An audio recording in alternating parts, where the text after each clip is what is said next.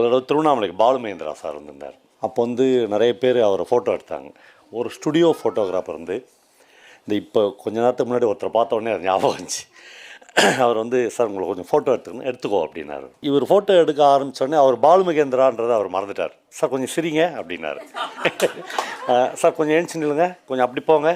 என்ன சார் சிரிப்பே வரலையே சார் உங்கள் மூஞ்சியில் அப்படின்னா சார் எனக்கு அப்படியே பதறுது. இவர் வந்து யார்கிட்ட டீல் பண்ணிட்டு இருக்கிறாருன்னு எல்லாம் முடிஞ்ச உடனே இவர் அந்த ஃபோட்டோகிராஃபரை கூப்பிட்டார். பாலுமகேந்திரா சார், நீங்கள் ஸ்டுடியோ வச்சுக்கிறியா அப்படின்னு கேட்டார். ஆமாம் சார், கடைசி வரல நீ ஸ்டுடியோ தான் வச்சுருக்க. கடைசி வரலும் இன்னமும் அவர் ஸ்டுடியோ தான் வச்சுக்கிறாரு. அது வந்து கரெக்டாக கண்டுபிடிச்சிடுவாங்க. இளவேனில் வந்து அந்த மாதிரி ஆள் இல்லை. அப்புறம் எங்கள் வீட்டில் வந்து 2-3 பிரத்யேகமான ஃபோட்டோகிராஃபி இருக்குது. எங்கள் வீட்டுக்கு வந்தவங்களுக்கு தெரியும். குறிப்பாக என்னால் மறக்கவே முடியாது எங்கள் அம்மாவுடைய ஃபோட்டோகிராஃபி. என்னென்னா எங்கள் அம்மாவுக்குலாம் ஒரு பிரத்யேகமான ஃபோட்டோலாம் அப்படிலாம் இல்லை. நடுராத்திரி அவங்களுக்கு தெரிஞ்சது வாழ்க்கையில் ஒரே ஒரு வார்த்தை தான், நடுராத்திரி பகல் எப்போ வந்தாலும் சாப்பிட்டு போ தம்பின்வாங்க. அப்புறம் சலிக்க இருந்துட்டு போ அப்படின்வாங்க. அப்படி எங்கள் வீட்டில் நிறைய ரைட்டர்ஸ் இருந்துக்கிறாங்க, கோணங்கி, ராமகிருஷ்ணன் அப்படிலாம். எங்கள் அம்மா இறந்துட்ட பிறகு ஒரே ஒரு ஃபோட்டோவை மட்டும் ஃப்ரேம் பண்ணணும் அப்படின்னு நான் ரொம்ப ஆசைப்பட்டேன். அதுக்கான சரியான ஃபோட்டோ எது அப்படின்னா கரெக்டாக கிடச்சிச்சு. எங்கள் வீட்டில் ஒரு ட்ரங்க்கு பெட்டி மேலே வயசான காலத்தில் ஒரு 70 வயசில் எங்கள் அம்மாவுக்கு சாப்பாடு போட்டு ட்ரங்க் பெட்டி மேலே வச்சு எங்கள் அம்மா சாப்பிட்ற ஒரு ஃபோட்டோவில் கை நிறைய பருக்க ஒட்டினுக்குது. அதை வந்து ஆர்ஆர் சீனிவாசன் ஒரு ஃபோட்டோகிராஃபி பண்ணியிருந்தார். அந்த ஃபோட்டோகிராஃபி எனக்கு கிடச்சிச்சு. அது மட்டும்தான், அந்த ஒரே ஒரு ஃபோட்டோகிராஃபி எங்கள் வீட்டில் வச்சுட்டேன். எங்கள் அம்மா வாழ்நாள் முழுக்க எவ்வளோ பேர் சோறு போட்டாங்கன்றது அந்த மீந்த பருக்கையில் சரி அந்த ஒரு ஃபோட்டோகிராஃபி போதும் அப்படின்னு தோணுச்சு. அதே மாதிரி பிரபஞ்சனுடைய ஒரு ஃபோட்டோ எங்கள் வீட்டில் இருக்குது. எங்கள் வீட்டில் நிறைய ரைட்டர்ஸுடைய ஃபோட்டோ வச்சுக்கிறேன். அதில் பிரபஞ்சனுடைய ஒரு ஃபோட்டோ இருக்குது. அது என்னென்னா, லூயி புனுவலுடைய ஒரு புத்தகத்தை பிரபஞ்சனை வெளியிட சொன்னோம். அவர் வந்து எப்பயுமே அந்த கடைசி காலம் வரலும் ஒரு தெனாவிட்டால் மேடைக்கு வரவே மாட்டார். அந்த மேடைக்கு போகிறதுக்கு முன்னாடி பயம், நடுக்கெல்லாம் வரும். சார் இப்போ போய் இப்படி நடுங்குறீங்களா சார்? சார் பரீட்சை எழுத போகிற மாதிரி இருக்குது சார், 10th எழுதுகிற மாதிரி இருக்குது சார்னுவார். அது இருக்கணும் சார் அப்படின்வார். அவர் ஒரு கார்கிட்ட நின்று ஒரு கையில் லூயி புனுவல் வச்சுக்கின்னு ஒரு கையில் சிகரெட் பிடிச்சிக்கின்னு அந்த கடைசி இழுப்பார். நீங்கள் கடைசி சிகரெட் ஒரு எக்ஸ்பீரியன்ஸில் தான் சொல்கிறேன். அந்த கடைசி சிகரெட் இழுத்திங்கன்னா முகம்லாம் சுருங்கிடும். முகம் அப்படியே அந்த மூமெண்ட்டை ரவிசங்கர் ஒரு ஃபோட்டோ எடுத்துருந்தான். அவருக்கே தெரியாது, பை சான்ஸாக எடுத்துருந்தார். அது எங்கள் வீட்டில் ரொம்ப பெருசாக ஃப்ரேம் பண்ணி எங்கள் வீட்டில் வச்சு, நாங்கள் வந்தோடனே யாராவது இந்த ஒழுக்கவாதிகள்லாம் வருவாங்கள்ல, அவங்களாம் கேட்போம், சார் சிகரெட் பிடிக்கிற ஃபோட்டோவை பற்றி ஃபோட்டோ எப்படி சார் எடுத்து வச்சுக்கிறீங்க அப்படின்னு. நான் சொல்லுவேன், சார் நீங்கள் வந்து பிரபஞ்சன் சிகரெட் பிடிப்பார், அதான் அவருடைய அடையாளம். இப்போ இன்னும் சிலதெல்லாம் நம்ம ஃபோட்டோவை வச்சோம்னா அவங்களாம் தற்கொலை பண்ணிக்குவாங்க. பிரபஞ்சன் வந்து நான் எழுதியிருக்கேன் மவுண்ட் ரோட்டில். நான் எல்லோரும் கிராஸ் பண்ணும்போது நான் ரைட்டிங்கில் எழுதியிருக்கேன். அவர்கிட்ட யாரோ ஒரு ஐடியில் வேலை பார்க்குற பொண்ணு வந்து ஆட்டோகிராஃப் கேட்குது. நடுராத்திரி ஒரு 10 மணி இருக்கும். கையில் தலைவர் 2 பீர் பாட்டில் வச்சுக்கிறாரு. நான் இவர் என்ன பண்ண போகிறாருன்னு யோசிக்கிறேன். அந்த பொண்ணுக்கிட்டே கொடுத்துட்டாரு, இதை பிடிமா அப்படின்னு கொடுத்துட்டு ஆட்டோகிராஃப் போட்டு கொடுத்தாரு. இப்போ அதை ஒருத்தர் ஃபோட்டோகிராஃபி பண்ணி வீட்டில் வச்சேன்னு வச்சுங்க, எங்கள் தெருவுக்கே இந்த ஒழுக்கவாதிகள்லாம் வரவே மாட்டாங்க. என்னென்னா, ஒரு ரைட்டர் எப்படி வாழ்ந்தான், ஒரு கலைஞன் எப்படி வாழ்ந்தான் அப்படின்றதுக்கான பதிவு தான் ஃபோட்டோகிராஃபி. பிசி சார் வந்து நமக்கு எல்லாரும் தெரியும், இந்தியாவினுடைய மிகப்பெரிய மேதை. நான் அவருக்கு ரொம்ப பழக்கம் இல்லாத ஒரு நாளில் திடீர்னு ஒரு ஃபோன் பண்ணுறேன். ஃபோன் பண்ணி, சார் பிசி ஸ்ரீராமா சார் அப்படின்னு கேட்குறேன். இதெல்லாம் எவ்வளோ தைரியம் வேணும்? ஆமாம் அப்படின்றாரு. சார் ஒன்றும் இல்லை சார், நாங்கள் வந்து இந்த ஆகஸ்ட் 5ஆம் தேதி திருவண்ணாமலையில் சுனாமியால் அப்பா அம்மாவை இழந்த ஒரு 50 குழந்தைகள் இருக்காங்க சார். அவங்கள ஒரு ஹோமில் வச்சுருக்காங்க. அந்த குழந்தைகளுக்கு ஒரு நாள் வந்து நீங்கள் ஃபோட்டோகிராஃபி சொல்லிக் கொடுக்கணும் சார் அப்படின்னு கேட்குறேன். எதிர்பக்கத்தில் பயங்கர மௌனம், இதே மாதிரியான ஒரு பெரிய மௌனம். அது நான் நம்ம தப்பாக கேட்டோம்லகுது, அவர் கோவப்படுறாரு பொழுது, என்ன சார் அன்றைக்கி எதாவது வேலை இருக்குதா சார் உங்களுக்கு அப்படின்னு கேட்குறேன். அவர் சொல்கிறாரு, அந்த வார்த்தையை நான் எழுதிக்கிறேன், அதை விட பிடுங்குற வேலை எனக்கு ஒன்றும் இல்லைன்னார். அந்த அந்த அந்த வேர்டே அவருடைய அந்த அந்த அந்த புத்தகம் வந்து இங்கிலீஷில், மலையாளத்தில், எல்லா மொழிகள்லேயும் வந்து அதில் எழுதியிருக்கேன். அதை விட மயிரை பிடுங்குற வேலை வேறு எதுவும் இல்லை அப்படின்னே சொன்னார். புறப்பட்டு வந்துட்டார். அவர் ஒய்ஃபோட புறப்பட்டு வந்து அந்த 50 குழந்தைகளுக்கும் அவர் ஃபோட்டோகிராஃபி சொல்லி கொடுத்தாரு. சொல்லி கொடுத்த உடனே விகடனில் அதை ஒரு ரிப்போர்ட் பண்ணாங்க. அந்த பூக்கள் பூக்கும் தருணம்னு டைட்டில் பண்ணி ஒரு குழந்தைக்கு அவர் ஃபோட்டோகிராஃபி சொல்லித்தரார் கேமரா வச்சு. அந்த பையனை பார்த்தா எத்தோப்பியா பஞ்சத்தில் அடிபட்ட மாதிரி அவ்வளவு பரிதாபமாக அப்படியே அவர் சொல்லிக் கொடுக்குறத பார்க்குற ஒரு ஃபோட்டோ விகடனில் பிரசுரமாகி. இது விகடனில் வந்த உடனே கோயம்புத்தூர்லேருந்து ஒரு பெரிய தொழிலதிபர் எனக்கு ஒரு லெட்ரு போடுறார். சார், விகடனில் இந்த ஃபோட்டோவை பார்த்தேன், இந்த பையன் முகம் வந்து என்னை பயங்கர டிஸ்டர்ப் பண்ணுது, இந்த பையனை நான் சுவீகாரம் எடுத்துக்கிறேன், இவன் எவ்வளோ படித்தாலும் நான் படிக்க வைக்கிறேன், இந்த பையனுடைய படிப்பு செலவு எல்லாமே நான் எடுத்துக்கிறேன்னு. நான் ஆர்வமாக அந்த ஃபோட்டோவை பார்க்குறேன். அந்த ஒரு ஃபோட்டோ மட்டும் என் பையன் ஃபோட்டோ, என் பையன் வம்சி ஃபோட்டோ. அந்த சுனாமி பாதிக்கப்பட்ட குழந்தைகளோடு சேர்ந்து இவன் ஒருத்தன் ஃபோட்டோகிராஃபி ஆர்வத்தில் சார்ட்ட ஃபோட்டோகிராஃபி கற்றுக்கினான். அது கரெக்டாக அந்த ஃபோட்டோ வந்து வம்சி ஃபோட்டோ. நல்ல வேளை நான் வம்சியை வந்து சுவீகாரம் கொடுக்கல, இல்லைன்னா அவன் யார் வீட்டு பிள்ளையாவோ வளர்ந்துருப்பான். இந்த ஃபோட்டோகிராஃபியில் வந்து அவ்வளவு தருணங்கள் இருக்குது. எனக்கு அபுல் கலாம் ஆசாத் அப்படின்னு ஒரு மிக முக்கியமான ஃபோட்டோகிராஃபர் இருக்கான். அவன் அந்த ஃபிலிமில் ஃபோட்டோ எடுத்தவுடனே பிளேடு வச்சு ஃபிலிமை சுரண்டுவான். எனக்கு ஆச்சரியமாக இருக்கும், என்னடா ஃபோட்டோகிராஃபின்றது அழகியல் சார்ந்த விஷயம், இவன் வந்து ஏன்டா பிளேடு வச்சு ஃபிலிமை சுரண்டிட்டு அப்புறம் பிரிண்ட் போடுவான். நான் பெரிய பெரிய ஃப்ரேம்லாம் பார்த்துக்கிறேன் அபுல்து, ரொம்ப பயங்கர வித்தியாசமாக இருக்கும். என்னென்னா அவன் வந்து ஃபோட்டோகிராஃபி அழகியல் சார்ந்த விஷயம் இல்லை அப்படின்னு சொல்கிறான். எங்கள் ஊரில் திருவண்ணாமலை கிரீஷ் ஃபேலன் அப்படின்னு ஒரு ஃபோட்டோகிராஃபர் பற்றி நான் எழுதிக்கிறேன். அவன் வந்து ஒரு வெள்ளைக்காரன், லண்டன்காரன், அவன் கனடாக்காரன்.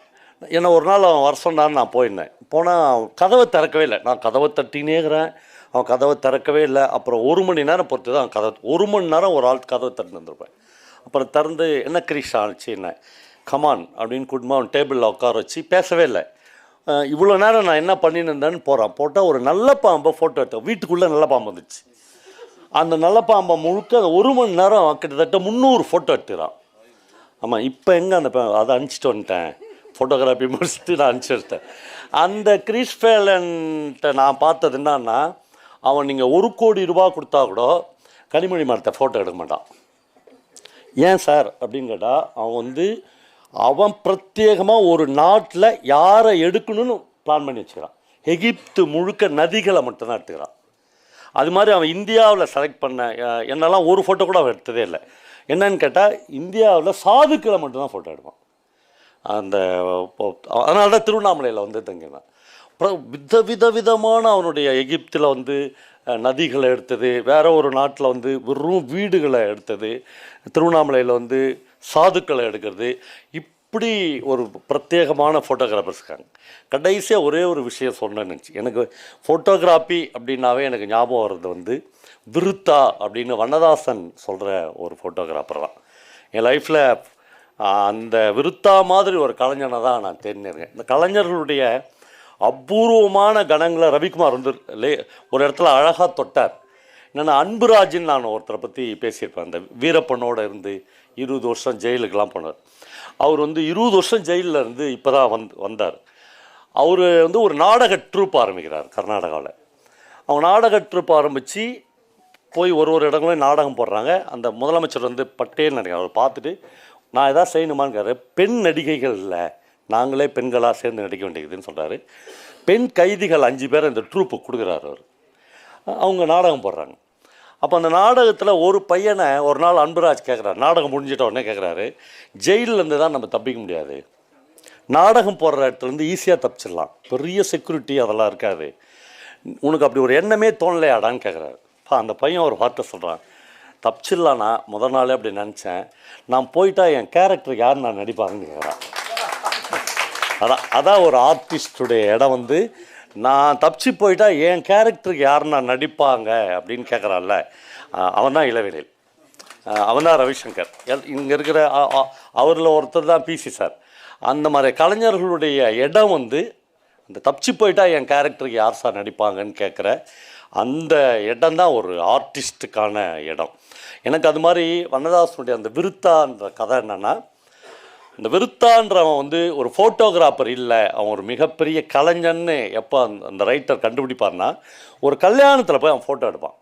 கல்யாண ஃபோட்டோ எடுக்கும்போது அந்த தாலி கட்டும்போது ஒரு ஃபோட்டோ எடுப்பான், டக்குனு தலையில் அடிச்சுன்னு போய் ஒரு இடத்துல உட்காந்து அழுவான். யாருமே பார்க்க மாட்டாங்க. இந்த கல்யாண வீட்டில் இருக்கிறவங்க எல்லாம் எப்படி மொழி கொடுக்கலாம், எப்படி சாப்பிட்லான்னு பார்த்துன்னுப்பாங்க. ஒரே ஒருத்தன், ஒரு எழுத்தாளர் மட்டும் அதை கண்டுபிடிச்சிடுவான். அவன் தோளில் போய் பின்னாடி கையை வைப்பான். அவன் திரும்பினோடனே அழுதுன்னுப்பான். ஏன் அழறான்? இல்லை சார், அந்த ஃபோட்டோகிராஃபி மிஸ் ஆயிடுச்சு. என்ன மிஸ் ஆச்சு? தாலி கட்டும்போது எடுத்தல சார், அது ஏதோ மிஸ் ஆயிடுச்சு சார், நான் நினச்ச மாதிரி வரல சார் அப்படின்வான். சொன்னோன்னே அவன் சொல்லுவான், அதனால் என்ன, அது போனால் போகுது. அதனால் என்னவா? இந்த தாலி கட்டுறப்போ அந்த பொண்ணுக்கு முகத்தில் ஒரு, அவனுக்கு தெரியாது நம்ம திகார் ஜெயிலுக்கு தான் போக போகிறேன்னு, அப்படியே தெரியாமல் ஒரு அவ்வளோ ரத்தமும் ஏறி அப்படி ஒரு வெட்கமும், அதெல்லாம் எப்படி சார் அப்புறம் எடுத்துக்கலான்றீங்க, எப்போ சார் எடுக்கிறதுன்னு கேட்பான். அப்போ தான் இவனுக்கு தோணும், ஓ அந்த தருணத்தை மறுபடியும் யாராலையுமே எடுக்க முடியாதா அப்படின்ட்டு. இவனை சொல்லுவான், நீ வந்து ஃபோட்டோகிராஃபர் கிடையாது, நீ ஒரு பெரிய கலைஞன் அப்படின்னா. எனக்கு அதெல்லாம் தெரியாது சார்னு போயிடுவான். அதுக்கப்புறம் அவனும் இவனும் ரொம்ப ஃப்ரெண்ட் ஆகிடுவாங்க. ஒரு நாள் வந்து அவன் சொல்லுவான், சார் எங்கள் மாடி வீட்டில் ஒரு பொண்ணு இருக்கா, ஏஞ்சல் அவர் பேர், உண்மையிலே ஏஞ்சல் மாதிரி அழகான பொண்ணு, இந்தந்த மாதிரிலாம் அவள் வந்து என்கிட்ட நடந்துக்கிறா அப்படின்னு சொல்லுவான். சொன்னோடனே இவர் சொல்ல, அந்த பொண்ணு உன்னை சீரியஸாக காதலிக்கிறா, உனக்கு புரியலையான்னாரு. புரியல சார், எனக்கு வந்து இந்த ஃபோட்டோகிராஃபி மேலேயே தான் இன்ட்ரெஸ்ட் கிடையாது, ஏஞ்சல் மேலே இல்லைன்னுவான். ஒரு நாள் பயங்கர துக்கமும் சந்தோஷமுமாக விருத்தா வருவான். அதான் இளவேனில் ரொம்ப முக்கியம். வந்து சொல்லுவான், சார் ஏஞ்சலுக்கு வந்து கல்யாணம் ஃபிக்ஸ் ஆகிடுச்சு சார்னுவான். ஏதோ இவன் ரொம்ப நிம்மதி பெருமூச்சு விட்ட மாதிரி சொல்லுவான். இந்த ரைட்டுக்கு கல்யாணம் ஃபிக்ஸ் ஆனது நீ இவ்வளோ சாதாரணமாக சொல்கிற, போங்க சார் கல்யாணத்துக்கு நான் தான் ஃபோட்டோகிராஃபி எடுக்க போகிறேன்னுவான். இவனுடைய லவ்வே செகண்ட் ஆகி ஃபோட்டோகிராஃபி தான் எனக்கு முக்கியம் அப்படின்னு ஆச்சு. இப்போ வந்து கல்யாணம் நடக்கும், ஃபோட்டோகிராஃபிலாம் எடுத்துருவான். இந்த கதையை ரொம்ப ரொம்ப வருஷம் கழித்து இந்த விருத்தா வந்து அந்த ஏஞ்சலை பார்க்க போகிறான். ஒரு 20 வருஷம் பொறுத்து அங்கேருந்து தான் போய்கொண்டு இருப்பவள் அந்த கதை பேர். போனால் அவள் வாழற ஏரியாவே இல்லை, அது பன்னி இருக்குது, சாக்கடை இருக்குது, அப்படி ஒரு ஏரியாவுக்குள்ளே போய் இவனுடைய ஏஞ்சலை பார்க்குறான். பார்த்தா வழக்கம் போல் நம்முடைய ஏஞ்சல்களாக அவங்க இருக்க மாட்டாங்க. வாழ்க்கையில் செதஞ்சி சோறாக்கி குழம்பு வச்சு அப்படி ஒரு பொண்ணு வந்து நிற்பா, நான் தான் ஏஞ்சல் அப்படின்னு நிற்பாங்க. நின்னோடனே இவனுக்கு ஒரு ஸ்டூல் எடுத்து போடுவாள். போட்டு அவள் போய் சமைச்சிக்கினே பேசுவாள். இத்தனை 20 வருஷம் பொறுத்து வந்த ஒரு மாபெரும் காதலனை அவள் கண்டுக்கவே மாட்டாள். நான் சோறு ஆக்கணும், அதான் முக்கியம் அப்படின்ற மாதிரி சோறு ஆக்கினே இவன் கூட பேசினே இருப்பாள். இவன் கொஞ்ச நேரம் பேசினோடனே டக்குன்னு அவள் வந்து ஒரு பழைய ஹிண்டு பேப்பர் கட்டந்து எடுத்து, ஒரே ஒரு ஹிண்டு பேப்பரை இவன் முன்னாடி எடுத்து போடுவாள். போட்டு இந்த ஃபோட்டோ தானே கிடச்சி உனக்குன்னு கேட்பாள். இந்த ஒரு வார்த்தையில் மொத்த லைஃபோட எல்லாத்தையும் இந்த ஒரு வார்த்தையில் இருக்கும். இவன் பிரிப்பான். ஒரு முழு பக்கத்துக்கு இந்த ஏஞ்சலுடைய ஃபோட்டோ ஹிந்துவில் பப்ளிஷ் ஆகிருக்கும். இந்தியாவின் மிகச்சிறந்த புகைப்படமாக அந்த புகைப்படம் இருக்கும். இவன் அப்படியே பார்ப்பான், ஆமாம் இந்த ஃபோட்டோவுக்கு தான் இந்தியாவின் மிகச்சிறந்த புகைப்படம் ஃபோட்டோ கிடச்சி அப்படின்னு பார்ப்பான். அன்றைக்கி தான் எங்கள் வீட்டுக்காரன் என்னை விட்டு போனான்னு அவன் ஆரம்பிப்பான். இந்த ஃபோட்டோ வந்தோடனே இவங்க கல்யாணத்தன்னைக்கு அவன் எடுத்த ஃபோட்டோ அது. கல்யாணம் வந்து ஒரு full dark green and light green உள்ள சோள கொள்ளைக்கு பக்கத்தில் ஒரு சர்ச் இருக்கும். சர்ச்சில் கல்யாணம் சாயங்காலம் முடிச்சுட்டு அப்படி வெளியே வந்தோடனே ஒரு ஃப்ரெஷ்ஷான காற்று அடிக்கும். அடித்தோடனே இவருடைய அந்த ட்ரெஸ்ஸு வந்து விலகி கீழே விழும். இந்த ஒயிட் புடவை வந்து கீழே விழும். அவள் எடுத்து அதை மேலே போவா. இந்த மேலே போகிறதுக்கும் கீழே விழுந்ததுக்கும் இடையிலான அந்த தருணத்தை அவன் ஃபோட்டோகிராஃபி பண்ணிடுவான். அவருடைய மார்பின் திரட்சி, அவருடைய அழகு, அந்த பதட்டம் எல்லாமே அந்த ஃபோட்டோகிராஃபியில் இருக்கும்.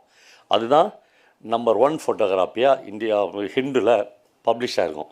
இப்போ இந்த ஃபோட்டோகிராஃபியை பார்த்தோன்னே இவன் எவ்வளோ நெருக்கமானவனாக இருந்தால் அவனை இந்த ஃபோட்டோ எடுத்திருப்பான். இதான் வந்து நிதர்சன லௌகிக வாழ்க்கையினுடைய துயரம். அவன் போயிட்டான். இப்போ 2 குழந்தைங்களோட இந்த பொண்ணு வந்து சோறாக்கினுங்கிறா. இப்போ இவன் வந்து உட்காந்துக்கிறான். அவள் வந்து கேரியரில் சாப்பாடெல்லாம் போட்டு ஒரு ஒயர் பேக்கில் எடுத்துன்னு வந்துட்டு அப்புறம் அப்படின்வாள். அப்புறம்னா நீ போறையாடான்னு அர்த்தம், அல்லது இருறான்னா இரு. எந்த விதமான ரொமான்டிசத்துக்கோ கவிதைக்கோ லிட்ரேச்சருக்கோ எதுக்குமே அவங்க லைஃப்பில் இடம் இல்லை. என்னென்னா, என் குழந்தைகளுக்கு நான் சாப்பாடு எடுத்துன்னு போகிறேன், நீ ஸ்டூலில் உட்காந்துருந்தா இரு, போகிறதுனா போ.